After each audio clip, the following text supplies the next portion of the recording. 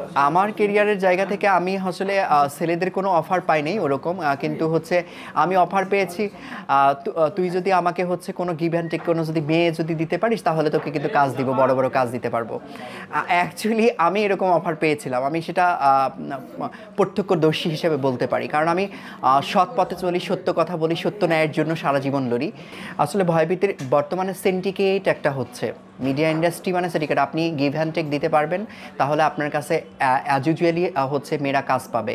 এবং ইউজুয়ালি তখন কি হবে, যখন আপনি কাজ করছেন, আপনি অ্যাজ এ কোরিওগ্রাফার, কোনো প্রডিউসার আপনাকে অফার করবে। অনেক হয় না, সবাই তো গায়ে সারা সে কেউ তো শখেও কাজ করতে চায়।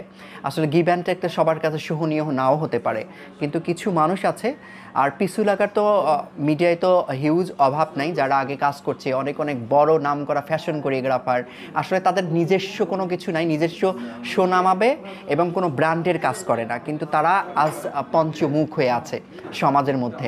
আসলে এটাই ট্রোল হয়। লাইক এক্সাম্পল যদি বলি, যে অনেক জানেন যে সেলুনের অধিকারী এখন যে হিউজ সেলুনের অধিকারী হয়েছে, কিন্তু আপনি দিন শেষে দেখতে পারবেন যে সেলুনের অধিকারী হয়েছে বটে, কিন্তু নিজস্ব আসলে স্বকীয়তায় না, নিজস্ব জায়গায় না। হয়তো দেখবেন কোনো সুগার ডেডি বা হচ্ছে কোনো চাচা খালা নানা দাদা এদের কাছ থেকে নিয়ে আসলে এরকম। আসলে দিন শেষে শিখরের গল্প যদি খুঁজতে যান তাহলে কিন্তু অবভিয়াসলি পাবেন না।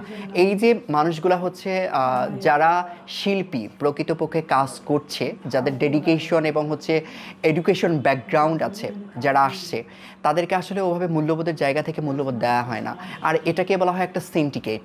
আর এই সিন্ডিকেটের জন্য মিডিয়ার এরকম অবনতিগুলো হচ্ছে, মুভি কম হচ্ছে বা কাজ কম হচ্ছে, এরকমই।